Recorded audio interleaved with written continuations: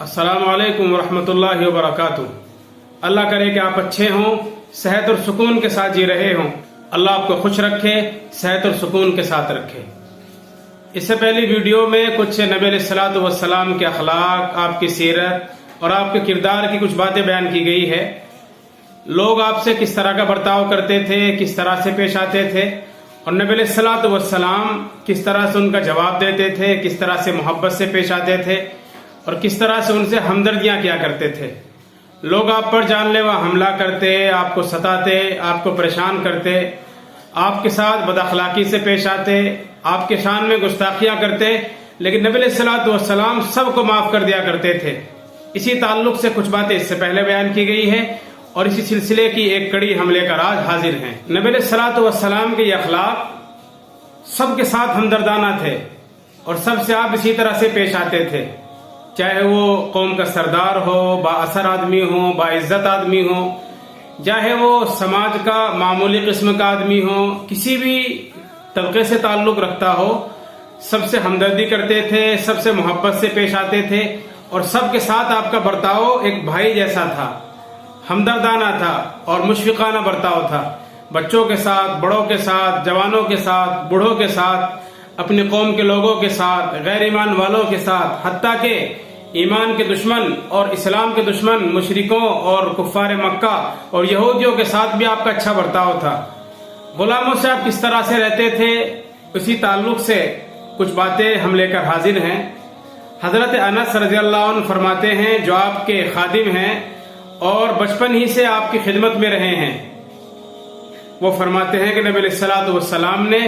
कभी किसी बात पर मुझे नहीं डांटा, कभी नहीं टोका, कभी मुझे बुरा भला नहीं कहा और बचपन से मेरी वालिदा ने मुझे आपकी खिदमत में दे दिया था, लेकिन कभी आप गुस्सा नहीं हुए, कभी आप नाराज नहीं हुए। हालांकि मुझसे बहुत नुकसान भी हुए हैं, लेकिन कभी आपने अपनी नाराजगी जाहिर नहीं की। एक मौके पर मुझे नबी करीम सल्लल्लाहु अलैहि वसल्लम ने किसी काम से बाहर भेजा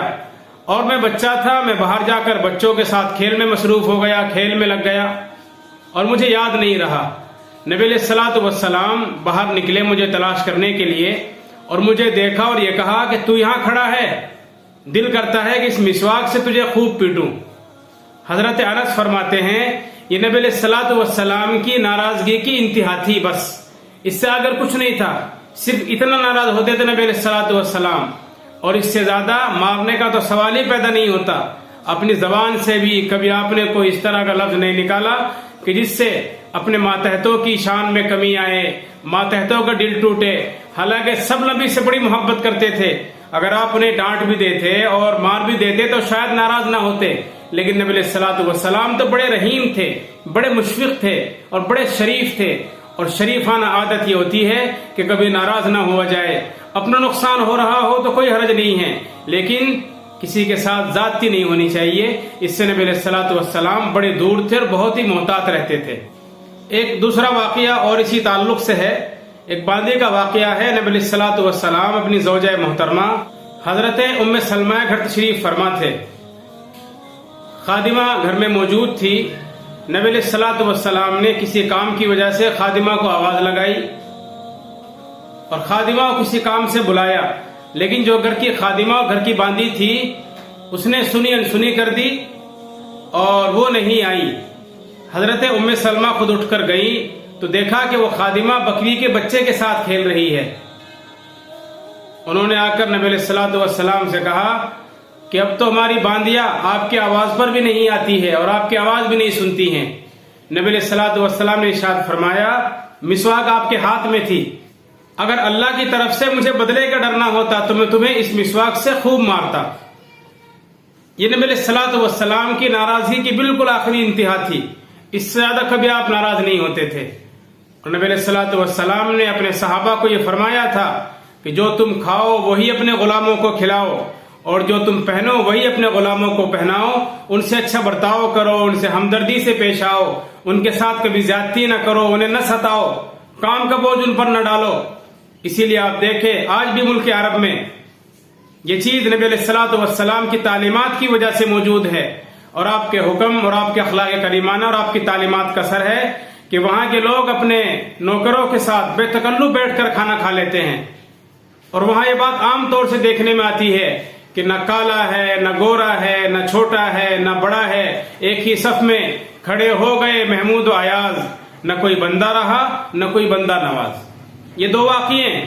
جو ہمارے لیے مشعل راہ ہیں اور ہمیں منزل کا پتہ دیتے ہیں، اور ہمیں بتاتے ہیں کہ ہمارے اخلاق کیسے ہونے چاہیے، اور ہمیں بتاتے ہیں کہ ہم اس نبی کے ماننے والے ہیں جس نے اپنے ماتحتوں کے ساتھ اس طرح سے پیش آنے کی ہدایت کی ہے۔ ہم جانچیں اپنے ایمان کو، اپنی سیرت، اپنا کردار، اور اپنے ماتحتوں سے، اپنے نوکروں سے ہمارا برتاؤ کیا ہے، ہمیں دیکھنا چاہیے۔ اگر ہم چاہتے ہیں کہ لوگ ہمیں اچھے کہیں یا ہم اپنے آپ کو اچھا سمجھتے ہیں، تو صرف ہمارا اپنے آپ کو اچھا سمجھ لینا ہمارے اچھا ہونے کے لیے کافی نہیں ہے، بلکہ ہمارے ماتحت، ہم سے چھوٹے لوگ، اگر ہم بڑی برادری سمجھتے ہیں اپنی آپ کو، تو ہماری سے چھوٹی برادری والے جن کو ہم چھوٹا سمجھتے ہیں، حالانکہ شریعت کی نگاہ میں کوئی چھوٹا نہیں ہے۔ شریعت کی نگاہ میں تو تقویٰ دیکھا جاتا ہے، جس کے اندر تقویٰ، خوف خدا اور اللہ کا دھیان زیادہ ہے، اللہ کا ڈر، اللہ کا خوف زیادہ ہے، وہی بڑا ہے۔ سماج میں برادری کے اعتبار سے کوئی بڑا نہیں ہے، مال و دولت کے اعتبار سے کوئی بڑا نہیں ہے، کسی عہدے کے اعتبار سے کوئی بڑا نہیں ہے۔ اللہ کے نزدیک تو بڑا وہی ہے جس کے اندر اللہ کا تقویٰ زیادہ ہو۔ ان اکرمکم عند اللہ اتقاکم۔ تو اگر ہم کبھی اس طرح سے دوسروں کے ساتھ پیش آتے ہیں تو ہمیں دیکھنا چاہیے کہ ہم بھی اسی نبی کے امتی اور اسی نبی کے نام لینے والے اور اسی نبی کی محبت کا دم بھرنے والے ہیں، جس کا اپنے ماتحتوں کے ساتھ، اپنے غلاموں کے ساتھ، اپنے خادموں کے ساتھ اور اپنی باندیوں اور خادماؤں کے ساتھ اس طرح کا برتاؤ تھا کہ مارنا اور ڈانٹنا تو بہت دور کی بات ہے، مسواک سے بھی کبھی آپ نے ان پر زیادتی نہیں کی، مسواک بھی کبھی ان پر نہیں اٹھائی، کبھی آپ نے مسواک سے بھی ان کو نہیں مارا۔ ہم بھی بازاروں میں، دکانوں پر کام کرتے ہیں، ہمارے کاروبار بھی ہوتے ہیں، ہمارے کھیتوں میں بہت سے لوگ کام کرنے والے ہوتے ہیں، بہت سے ہمارے ماتحت ہوتے ہیں۔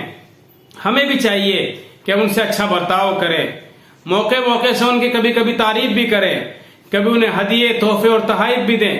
اور اگر ان کے پاس رہنے کے لیے گھر نہ ہو تو انہیں گھر کا انتظام کریں۔ ان کے بچوں کے پاس اگر پہننے کے لیے اچھے کپڑے نہ ہوں تو ہمیں چاہیے کہ ان کے بچوں کے لیے اچھے کپڑوں کا انتظام کریں۔ عید کے موقع پر، تہواروں کے موقع پر، وہ مزدور یا نوکر چاہے کسی مذہب کے ماننے والے ہوں، ان کے تہواروں کے موقع پر ہم انہیں ہدیے اور تحفے دینے چاہیے، تاکہ جس طرح سے ہم اپنے تہواروں خوشی خوشی مناتے ہیں اور ہمارے بچے اچھے کپڑے دیکھ کر، اچھے جوتے اور کھلونے دیکھ کر خوش ہو جاتے ہیں، ہمارے ماتحت اور ہماری خدمت کرنے والے اور ہمارے گھروں پر اور ہماری دکانوں پر اور ہمارے کھیتوں میں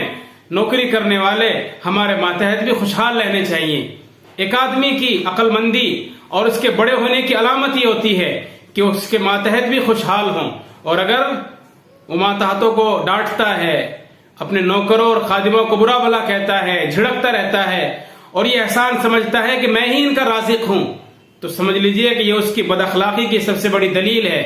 اور وہ انتہائی کم اخلاق والا ہے، اس کے پاس اچھا اخلاق ہے ہی نہیں، وہ جانتا ہی نہیں کہ اچھے اخلاق کیا ہے، بلکہ وہ تو سمجھتا ہے کہ اللہ نے ان لوگوں کو میری خدمت کے لیے پیدا کیا ہے، اور وہ احساس برتری کا شکار ہے اور اپنے آپ کو بڑا سمجھتا ہے۔ شاید وہ بھول گیا